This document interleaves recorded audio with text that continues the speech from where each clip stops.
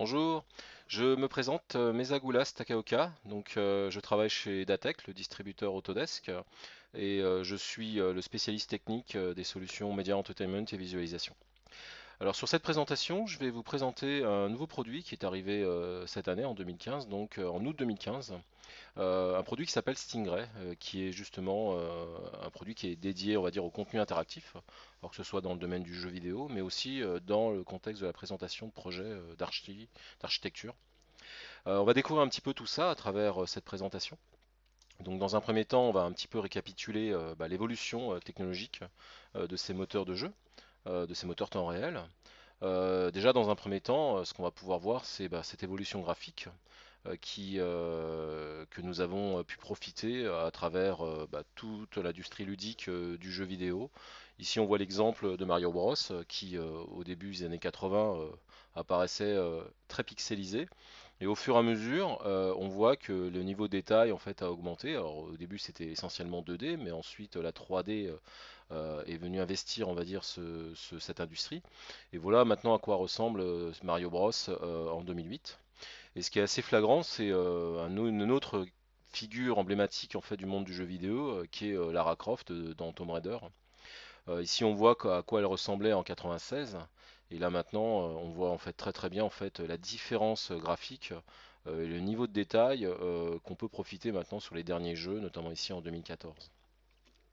Alors pour résumer un peu tout ça, voilà globalement comment on peut résumer cette évolution technologique.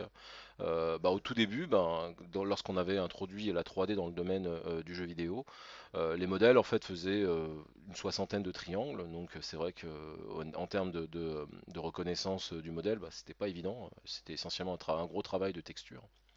10 ans après, on est passé à 600 triangles. Donc là, on commence à un petit peu mieux voir à quoi ressemble le modèle, toujours avec un gros travail de texture. Et 10 ans après, donc 6000 triangles. Donc là, par contre, ça commence à devenir beaucoup plus intéressant, puisqu'on commence à vraiment voir certains détails au niveau des yeux, de la bouche, etc. Et enfin, 10 ans après, donc là, on est plutôt dans les années 2000, 2010, etc. On est passé à 60 000 triangles. Donc là, par contre, la différence se fait un petit peu moins sentir entre les 6000 et 60 000, parce que là, on commence vraiment essentiellement à attaquer vraiment les détails, on va dire, de près, hein. Donc voilà. Alors, toute cette évolution technique et technologique a permis, on va dire, à une autre industrie, notamment l'industrie manufacturing et de l'architecture, à adopter ce genre de technologie. Mais cela, ça fait déjà pas mal de temps en fait que ça existe, puisque il y a déjà plus de 10 ans, on avait déjà eu les premières expériences. Et cette adoption en fait technologique dans des domaines sérieux, on appelle ça de la gamification ou du serious gaming. Donc on a eu quelques exemples ici à travers on va dire des expériences comme Second Life, ce monde en parallèle qui tournait en fait sur Internet 24 heures sur 24, ou à la rigueur des choses un petit peu plus moins communes, mais qui parlent tout autant en fait. Ici c'est l'aménagement d'hypermarchés interactifs et notamment temps réel, qui permettait on va dire de tester pas mal de choses de rayonnage, de dispositifs de rayonnage, sans devoir tout faire manuellement, quoi. Voilà. Alors, qui dit bien sûr jeux vidéo et contenu temps réel, dit aussi le matériel pour exploiter tout ça. Donc, forcément, historiquement, vu que ce contenu est créé sur des ordinateurs, ce même ordinateur en fait est utilisé pour jouer ce contenu. Mais de même, vu que l'industrie ludique en fait utilise énormément les consoles, ces mêmes consoles en fait sont des bons appareils pour faire de la présentation de projet. Ici, on a l'exemple de la Xbox One en haut et de la PS4 de chez Sony en bas. Donc là maintenant, depuis quelques années maintenant, on profite aussi de tous les périphériques mobiles comme les smartphones, les tablettes, alors que ce soit chez Apple avec iOS ou chez Google avec Android. Et enfin, depuis quelques années, donc depuis à peu près 2 ans, on voit arriver une nouvelle manière de faire de la présentation avec les lunettes immersives. Alors, pour l'instant, chez Autodesk, on supporte l'Oculus Rift de chez Facebook, mais on s'intéresse énormément aussi à HoloLens, à tous ces périphériques, on va dire, qui permettent, on va dire, de faire de l'immersion en 360 degrés. Donc, ce soit aussi chez Samsung avec le Gear VR ou chez HTC avec le Vive. C'est vraiment quelque chose qui se fait remarquer là ces derniers temps et Autodesk en fait y apporte une attention toute particulière. Voilà. Voilà, donc pour ça, en fait, pour vous parler justement de Stingray.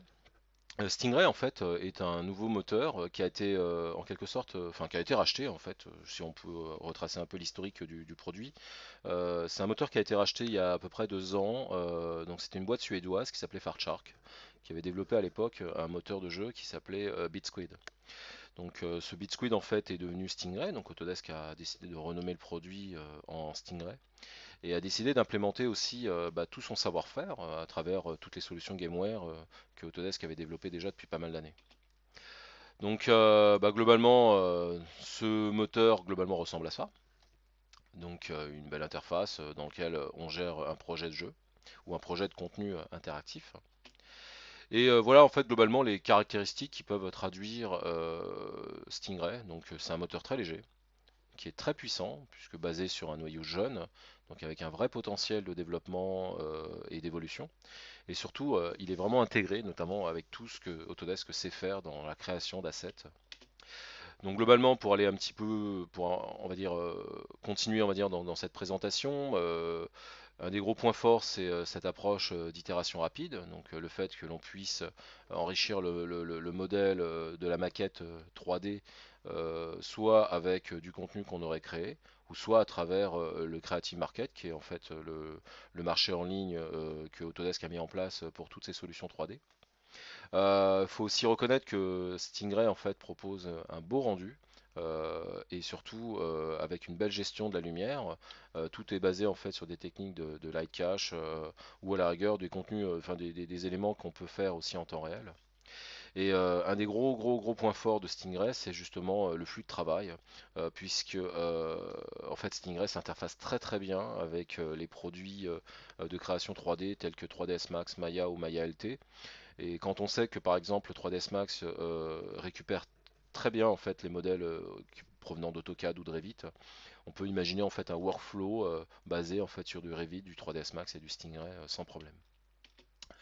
Donc voilà, en fait, pour résumer un petit peu, cette diapositive vous explique globalement ce que c'est faire Stingray, c'est-à-dire qu'il peut exporter un modèle vers Windows ou vers les consoles ou à la rigueur vers les périphériques mobiles chez Apple ou chez Google. Voilà. Donc ça c'est un slide qui permet aussi un peu d'expliquer tout le savoir-faire qu'Autodesk a su implémenter en fait dans Stingray, toute la partie middleware qu'on voit ici. On voit par exemple qu'ils ont implémenté du NVIDIA Physics pour la gestion des collisions. Nous avons aussi toute la gestion, on va dire, des personnages animés, qui soient bipèdes ou quadrupèdes, etc., à travers HumanIKey. Un peu d'intelligence artificielle de pathfinding, de solutions de pathfinding avec navigation. Tout l'habillage 2D pour faire l'authoring du contenu grâce à Scaleform. Et au niveau du lighting, ici nous avons Beast qui est aussi implémenté dans Stingray pour faire du baking de light cache. Et tout ça ensuite, une fois que c'est implémenté, on a aussi des langages comme le Flow, qui est une approche nodale de programmation. Il y a aussi un langage propre à Stingray qui s'appelle le LUA. Et le C++ pour si vous souhaitez récupérer le code source de Stingray. Et enfin du JSON qui est en fait du JavaScript pour vous permettre, on va dire de mettre en place quelques routines. Voilà à quoi ressemble Stingray en niveau visuel. Graphiquement c'est très beau et là j'insiste, c'est du contenu temps réel. Ici un autre exemple, là où on gère aussi la profondeur de champ. Et voilà ici un petit exemple en live, on va dire, donc préenregistré plutôt sur la qualité visuelle que l'on peut avoir avec Stingray. Donc on peut voir ici des lens effects, ici au niveau de la caméra, on gère aussi les chenilles d'environnement, on a un héliodon qui est en fait implémenté dans le soft. Donc voilà, en fait, globalement, pour résumer ce que c'est faire Stingray pour cet exemple.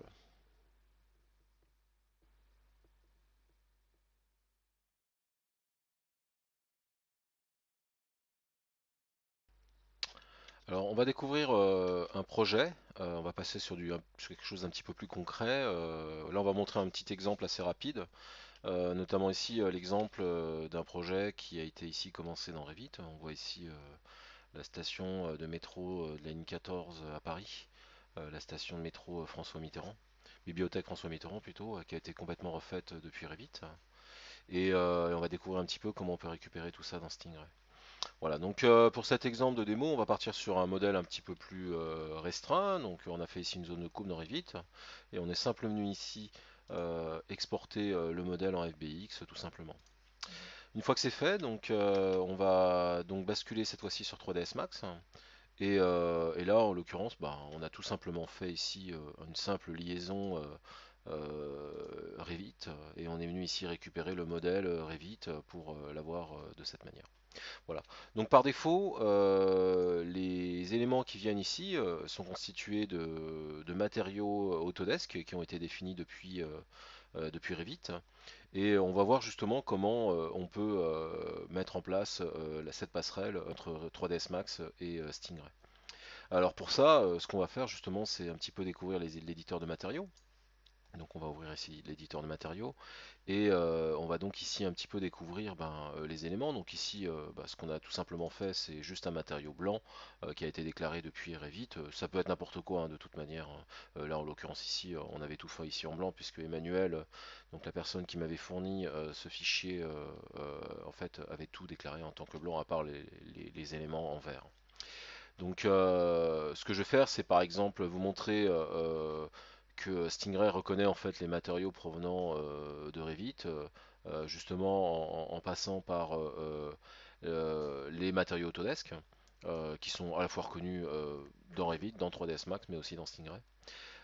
Et ensuite, on va en fait découvrir un autre type de matériau. Ici, en l'occurrence, ici, c'est un shader DirectX. Je vais vous montrer un petit peu comment on s'y prend. On a juste ici à passer par les matériaux standards et on demandait ici le DirectX Shader. Une fois que c'est fait, tout simplement, on a juste à double-cliquer sur le matériau qu'on vient de créer. Et ici, nous avons ici un preset Stingray qui permet justement de préparer le matériau pour Stingray. Et ce qui est vraiment intéressant, c'est que là, vous avez directement un matériau dans les normes PBS ou PBR, donc Physical Based Shading ou Physical Based Rendering matériaux, dans lequel en fait on a juste en fait ici à renseigner les maps, que ce soit des normal maps, des color maps, donc diffuse maps en l'occurrence, des metallic maps, roughness maps, emissive maps pour des éléments qui génèrent de la lumière, et ici une map d'ambient occlusion. Voilà. Donc tout ça en fait est préparé déjà à l'avance. Ce qui est plutôt pas mal, c'est que si par exemple vous ouvrez le shader FX, vous avez directement l'arborescence du shader qui est déjà préparé, qu'on peut ensuite finaliser, hein, venir compléter. Mais il est déjà tout prêt et là c'est plutôt pas mal. Et d'ailleurs j'attire votre attention sur le fait que ce shader FX, cette structure de matériaux, est à la fois disponible sur 3ds Max, sur Maya, Maya LT, mais aussi sur Stingray. Donc cette même arborescence sera aussi éditable depuis Stingray. Voilà. Donc c'est ce que j'ai fait ici. Donc celui-ci j'en ai pas besoin. Je vais venir l'enlever et je vais venir ici m'intéresser à celui-là. Dans lequel ici on avait déjà préparé, on va dire, différents textures au niveau des normal maps, des color maps, des metallic maps, etc. Et on va venir ici uniquement assigner ces éléments, ce matériau, directement en faisant ici par exemple un drag and drop. Bon, je vois que j'ai un peu de mal à le choper, on va passer directement comme ça. On va venir ici sélectionner celui-ci. Donc là en l'occurrence ici c'est juste un parquet. Voilà. Et là j'en avais préparé un autre qui était plutôt un carrelage. Donc là en l'occurrence ici on va venir ici sélectionner ça et venir assigner ça directement là. Voilà. Alors autre chose aussi, au niveau des luminaires, je vais ici créer un autre onglet et tout simplement là, nous avons juste ici recréé ici un shader DirectX Stingray dans lequel on est venu uniquement ici jouer sur l'emissive intensity qui permet justement de déclarer que ce matériau s'auto-illumine. Voilà. Une fois que c'est fait, on va lancer Stingray. Et on va donc pouvoir voir comment on va récupérer tout ça.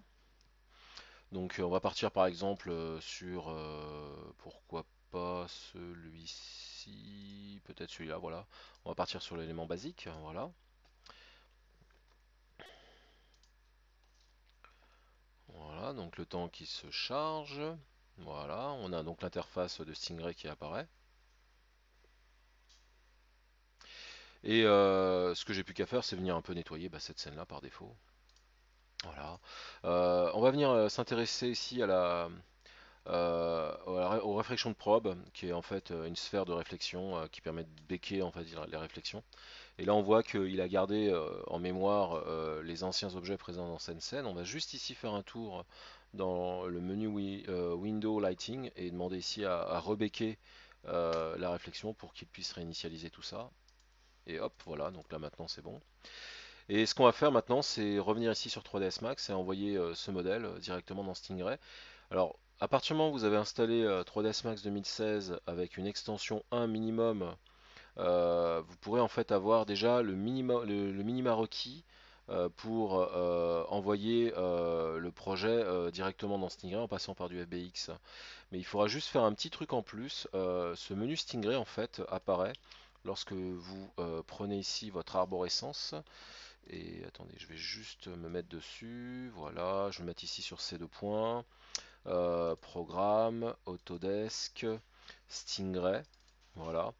Là ici vous avez donc un dossier d'install dans lequel ici vous trouvez le dossier extra et il faudra en plus d'avoir installé l'extension 1 aussi avoir installé Stingray, installer ce petit .msi qui permettra de rajouter ce petit menu que vous avez dans 3ds Max. Donc c'est ce que j'avais fait donc, et une fois que c'est fait, donc vous n'avez plus qu'à faire ici Stingray et Send All, donc il va détecter le projet Stingray ouvert en tâche de fond. Donc là on le voit ici qu'il est là, et j'ai plus qu'à lui indiquer que je souhaite le mettre ici dans le modèle. Et on va par exemple, pourquoi pas lui dire, je vais ici supprimer ce dossier démo pour le recréer de nouveau. Voilà, voilà, et j'ai plus qu'à lui dire ici démo. Voilà, je fais ici un save. Et là, ce qui se passe, c'est qu'il génère les éléments en fait qui vont constituer en fait le fichier d'export FBX. Et là, en fait, on bascule ensuite sur Stingray et on a donc cette boîte de dialogue qui nous invite, on va dire, à configurer deux trois petites choses. Bon, par défaut, en fait, on va laisser comme ça. Et on va faire ici import. Voilà. Donc une fois que c'est fait, on voit ici que Stingray en bas à droite travaille. Donc il crée en fait toute une série en fait de fichiers pour ses besoins, on va dire, de gestion de projet. Voilà. Une fois que c'est fait, donc on va faire un tour ici dans Content. On avait positionné, on va dire, créé un sous-dossier ici dans Modèle, démo. Et là ici, on se retrouve donc avec le fichier que l'on avait configuré depuis 3ds Max. Donc ce que j'ai plus qu'à faire, alors ici par exemple, si vous souhaitez mieux reconnaître ce fichier-là, vous pouvez cliquer ici sur ce petit bouton qui permettra de mettre à jour aussi la miniature. Et une fois que c'est fait, vous avez juste ici à faire un drag and drop pour venir positionner cet élément. Et on va le mettre ici à x, y, z égale 0. Voilà. Donc on se retrouve avec quelque chose comme ça. Voilà. Donc on voit que les matériaux provenant de Revit sont reconnus, que ce qu'on avait aussi configuré en plus, notamment ici le shader FX pour le parquet et le carrelage, en fait sont aussi parfaitement interprétés. Voilà.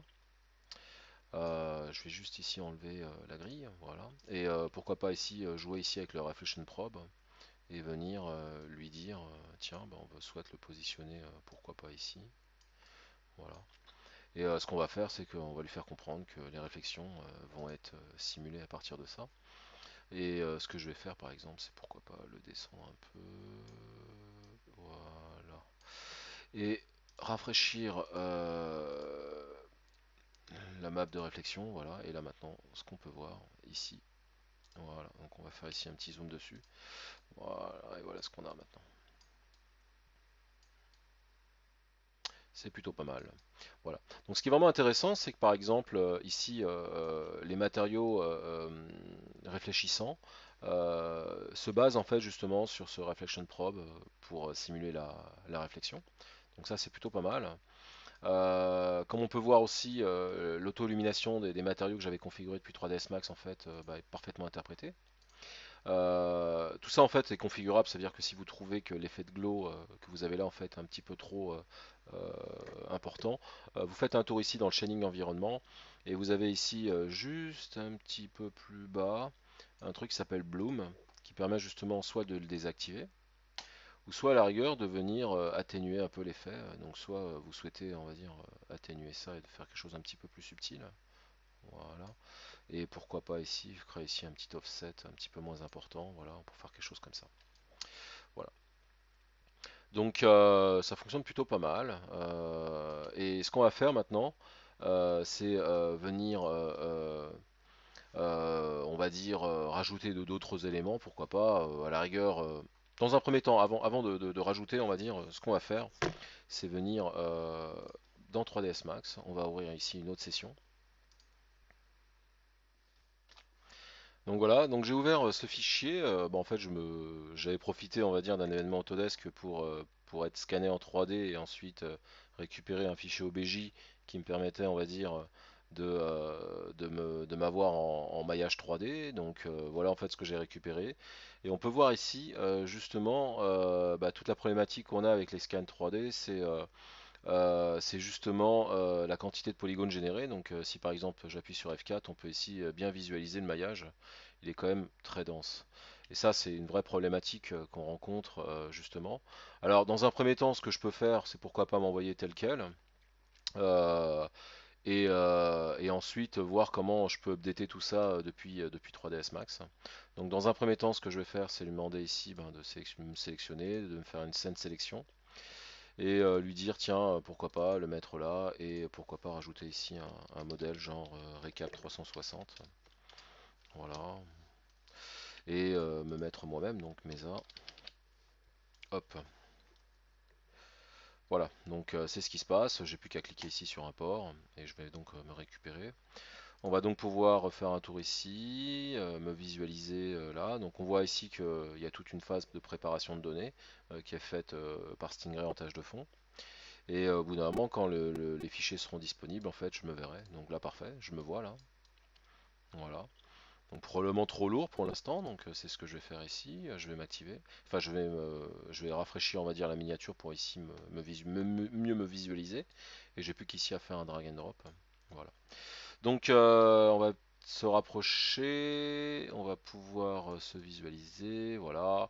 Et une des problématiques forcément, c'est que bah, je suis probablement on va dire, trop lourd en termes de maillage. Je ne parle pas de mon poids physique, mais de mon maillage. On va venir régler tout ça. Donc on va refaire ici un tour sur 3ds Max et appliquer en fait ici ce qu'on appelle un Pro Optimizer qui permet justement de venir optimiser un peu tout ça. Donc je vais l'activer ici, hein, c'est ce que j'avais déjà plus ou moins préparé. J'avais calculé ici, j'avais cliqué ici sur Calculate et ensuite je lui avais demandé de me réduire de 90% en termes de poids de fichier. Donc au lieu de 400 000, on voit que maintenant on est passé à 40 000. Et quand on voit en fait la différence entre avant et après, on va dire, on perd quelques détails, mais en rigueur c'est plutôt négligeable et on me reconnaît toujours parfaitement. Voilà. Donc ce que j'ai plus qu'à faire, c'est appliquer tout ça et ensuite faire juste ici un update. Voilà. Et le simple fait d'avoir fait ça, ben hop, maintenant le modèle est beaucoup plus léger que tout à l'heure. Contrairement à tout à l'heure, j'avais une densité de maillage qui était bien plus dense. Et là maintenant, ce qu'on va faire, c'est venir un petit peu, on va dire, corriger ce matériau. On voit ici que bah, le matériau en fait est visible là. Voilà. Et ce matériau en fait est parfaitement, on va dire, éditable depuis 3ds Max, hein. Si vous ouvrez ici votre éditeur de matériaux, ici on voit très très bien en fait ce matériau qui est un matériau standard avec ici la texture euh, qui a été générée depuis le scan 3D. Voilà. Et ce que je vais faire ici, c'est bah, justement pouvoir corriger ça depuis Stingray. Donc ici, ce que je vais faire, c'est tout simplement venir réduire l'effet l'effet brillant. Voilà. On va mettre un tout petit peu. Ici, on peut jouer aussi sur ce genre d'éléments. Voilà. Donc voilà, là maintenant c'est bon. J'ai quelque chose de peut-être un petit peu moins brillant. On va peut-être un petit peu plus.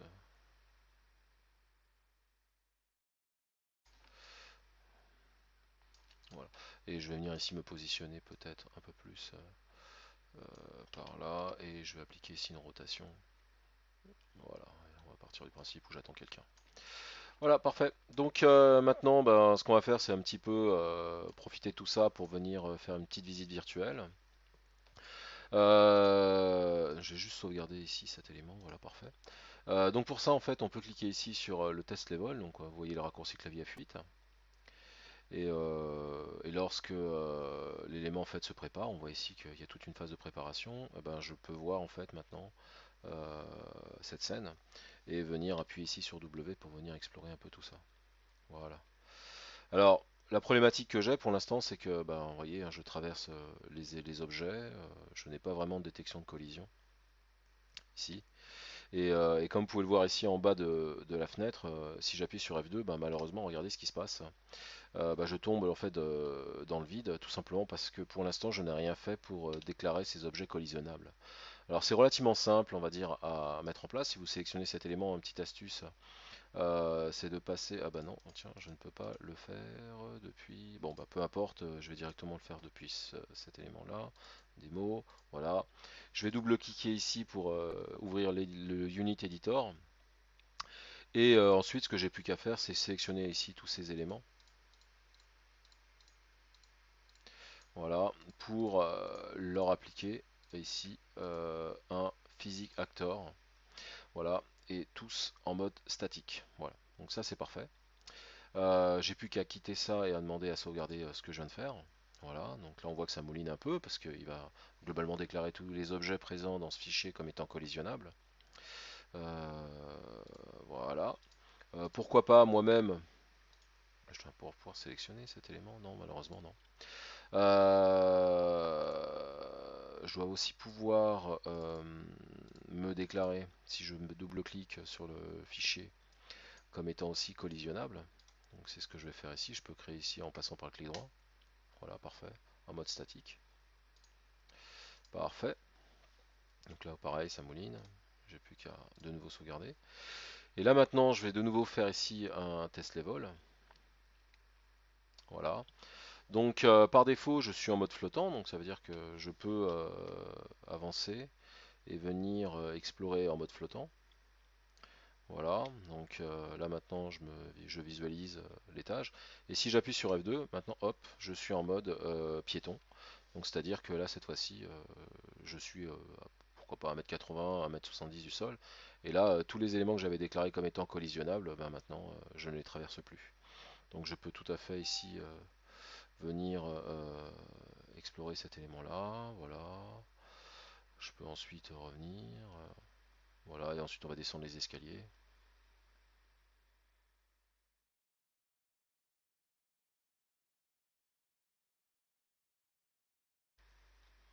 Voilà, coucou. Donc forcément, bah, si là je ne traverse pas les parois.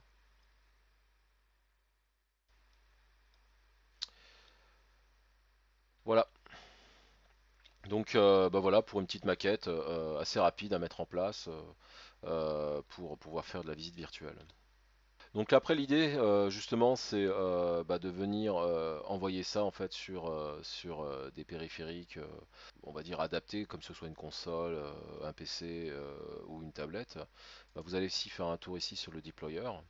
Et là, en l'occurrence, vous avez différents onglets en fonction du type de périphérique que vous souhaitez, sur lequel vous souhaitez jouer cette visite virtuelle. On peut le faire à la fois sur une plateforme Windows en générant un .exe. Vous avez ici la possibilité aussi de générer un fichier justement pour les périphériques Android, iOS et enfin ici les consoles.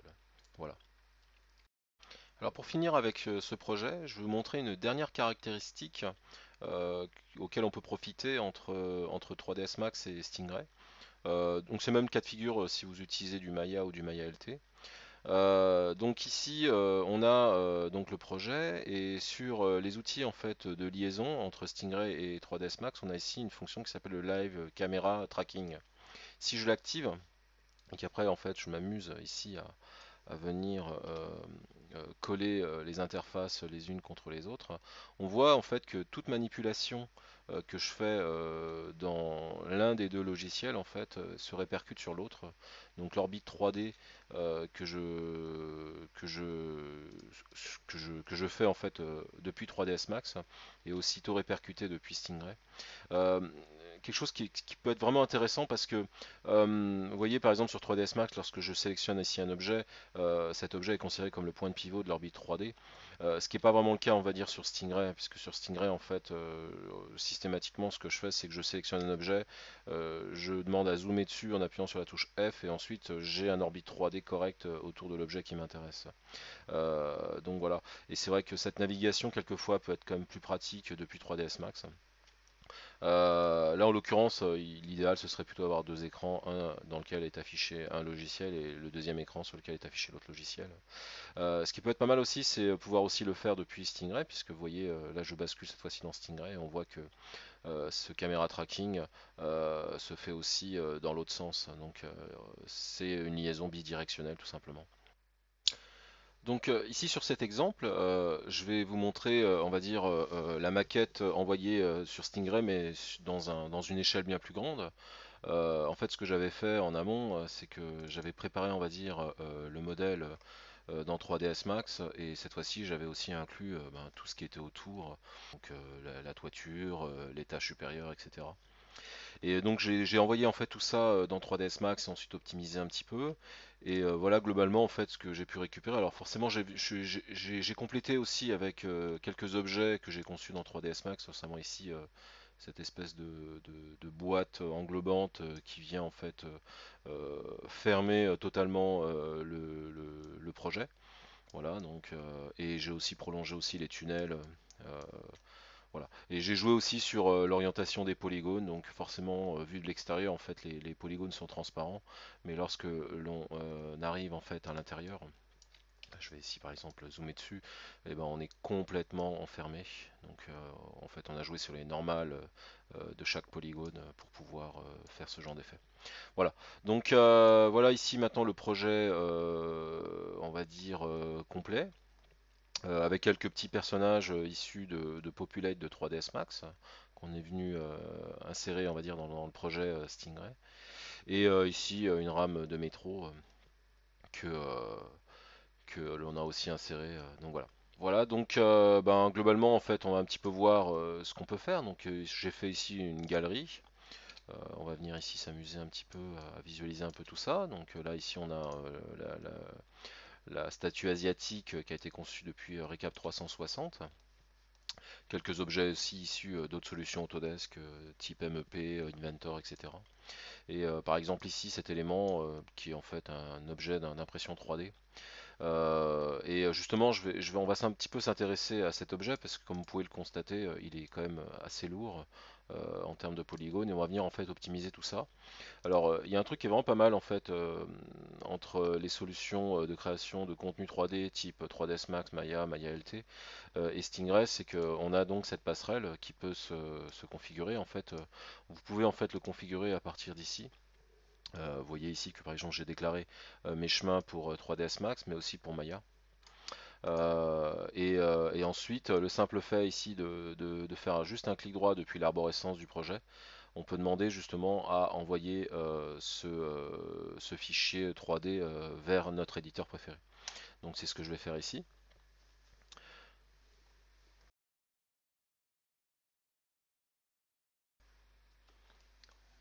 Voilà.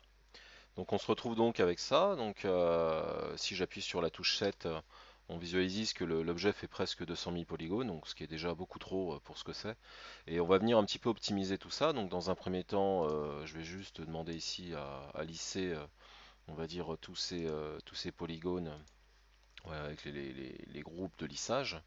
Et ensuite, je vais appliquer en fait par-dessus un Pro Optimizer. Et voilà, donc c'est ce que je vais faire ici. Donc là, ici, bon, en l'occurrence, on n'a pas vraiment des textures, donc on va laisser tel quel et on va juste lui demander en fait de calculer tout ça, puisque c'est juste un matériau blanc. Voilà. Donc ici, par exemple, si je tape par exemple 15%, voilà en fait ce que j'obtiens, on obtient en fait presque un petit peu moins de 30 000 polygones, donc on va peut-être le monter ici à 20% ou 25%. Voilà. Voilà, et on a quelque chose maintenant qui est un petit peu mieux optimisé par rapport à tout à l'heure, où il faisait plus de 190 000 polygones. Là, on se retrouve en fait avec 48, ce qui est beaucoup plus raisonnable, on va dire, pour ce genre d'objet. Voilà. Donc une fois que c'est fait, j'ai plus qu'à faire cette fois-ci un update. Voilà. Et depuis Stingray, nous allons en fait pouvoir profiter, on va dire, de cette optimisation. Voilà. Donc là maintenant, on se retrouve avec un objet beaucoup plus optimisé et surtout ici avec beaucoup moins de polygones que ce qu'on avait auparavant. Donc voilà en fait le workflow en fait dans le sens inverse. Alors une fois que c'est fait, ben, j'ai plus qu'à venir profiter un petit peu de tout ça. Je vais pouvoir en fait ici cliquer ici sur le test level.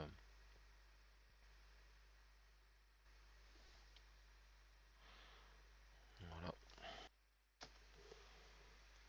Voilà, et donc là cette fois-ci, ben, je vais pouvoir commencer à naviguer un petit peu dans tout ça. Voilà.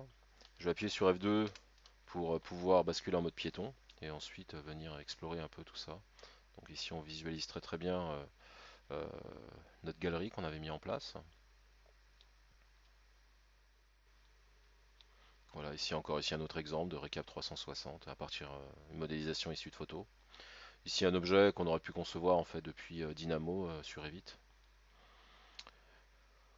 Voilà, et ici on a ici un projet qui a été conçu à partir de Formit, donc partagé en fait gracieusement par Emmanuel Di Giacomo.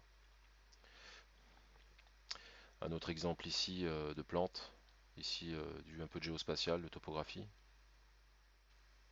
Voilà, et ici un peu de map. Voilà. Donc ici on voit ici des coupes de bâtiments avec toute l'installation de climatisation en fait visible. Voilà, donc là maintenant on peut visiter cette gare. Donc ici on a donc notre rame de métro présente et en fait on va pouvoir descendre.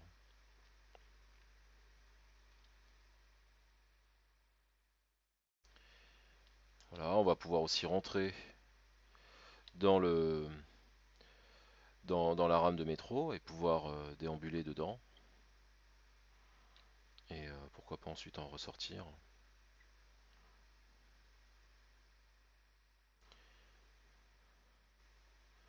Voilà, et ensuite remonter, etc. Donc voilà en fait globalement comment on peut explorer tout ça et une fois que c'est fait, ben, vous avez plus qu'à donc là je vais quitter en appuyant sur échappe.